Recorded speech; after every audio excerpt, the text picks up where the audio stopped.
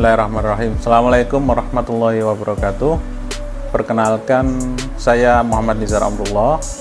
Saya sendiri aslinya dari Bangil, Pasuruan. Kita pertama kerjanya ada di perhotelan. Jadi di perhotelan selama 9 tahun sampai pada akhirnya kami memutuskan untuk resign dan bikin usaha sendiri.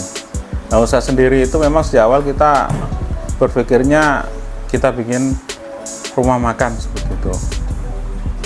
Jadi memang sejak awal kita sudah punya mimpi itu punya rumah makan. Dan kita mengawalinya itu adalah jualan nasi bebek. Waktu itu kita jualnya gerobak dulu.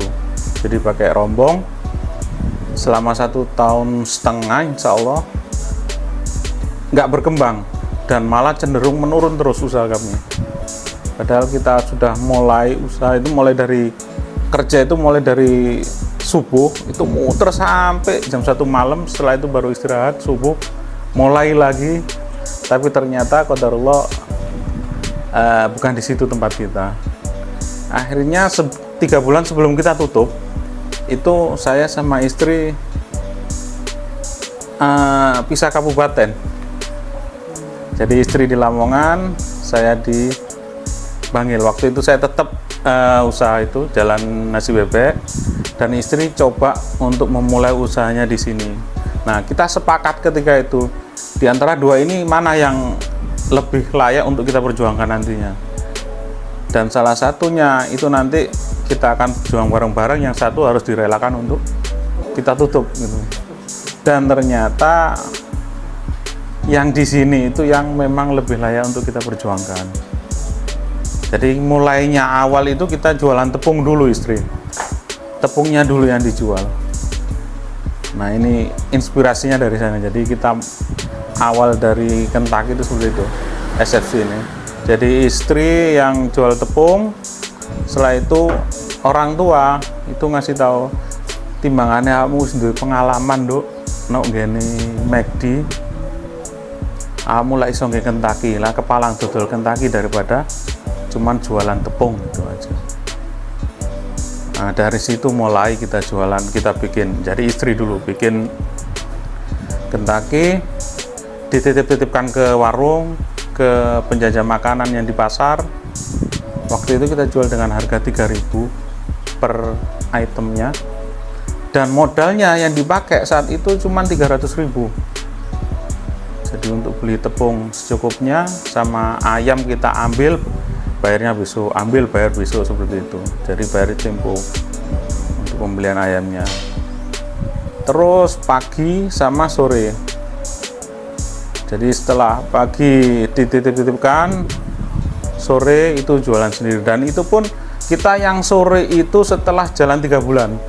3 bulan dititipkan pagi terus sorenya baru bisa mulai jualan itu setelah kita dapat uang penjualan pagi itu untuk beli rombong. Nah, jadi dari betul-betul dari rumah dulu kita titipkan, terus kita rombong. Setelah itu 2 tahun kemudian itu kita buka yang toko pertama kali itu dengan luas 6 kali 3 meter waktu itu. 2 tahun kemudian alhamdulillah sampai hari ini kita pindah ke tempat yang lebih luas. Tapi tentunya di tengah-tengah itu ada yang liku-liku yang kita lewati. Jadi ada problem-problem yang kita lewati karena kan memang di awal kita memulainya itu bukan dari seorang pebisnis. Jadi karyawan yang mulai usaha, jadi nggak tahu ilmu bisnis sama sekali. Yang penting kita jualan gitu aja waktu itu. Nah, itu kita menuju ke ruko itu kita nunggu sekitar 1 tahun nunggu ridho dari orang tua. Jadi awalnya orang tua belum merestui, gak usah wis ngene cukup lah, pokok kate gede-gede nggak tambah gede tambah ke masalahnya gitu. Kan pemikiran orang tua kan memang wajar lah, kita maklumi lah, istilahnya gak gelem nggo anakku soro kayak gitu loh. Jadi setelah 1 tahun ternyata begitu orang tua kasih ridho, langsung kita eksekusi cepet. Dan alhamdulillah melihat kita semakin maju, ternyata orang tua juga ikut bahagia. Jadi alhamdulillah sekarang ketika kita butuh ridhonya itu mudah sekali kita dapatkan untuk hari ini, karena kita ngawalinya nggak punya ilmu bisnis ya. Jadi kita berjualan itu kita pindah ke sini setelah kita ketemu seorang guru. Jadi ada guru kami, mentor di bisnis ya. Ketika coba diskusi dengan kami ya, memang pendapat yang mereka keluarkan bahwa sampean ini modal beruntung, kerja beruntung katanya.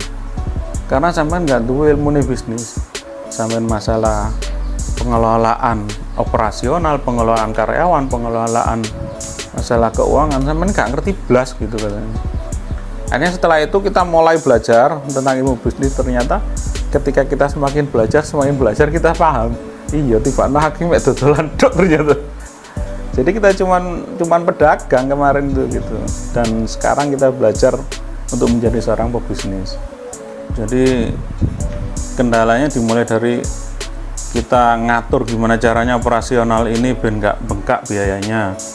Karena tanpa perhitungan di awal itu ya biaya operasional bengkak, sehingga kita jualan itu seperti ada catatannya tapi nggak ada uangnya.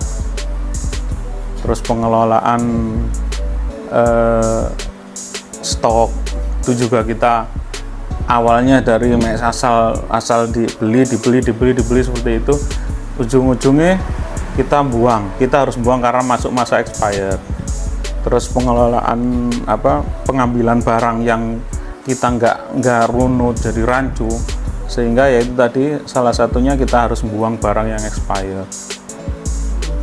Terus penempatan orang yang salah, artinya setiap individu kan punya kompetensinya kan masing-masing ya. Ini mestinya ditaruh di bagian operasional, kita taruh di bagian yang lain, sehingga nggak maksimal pekerjaannya.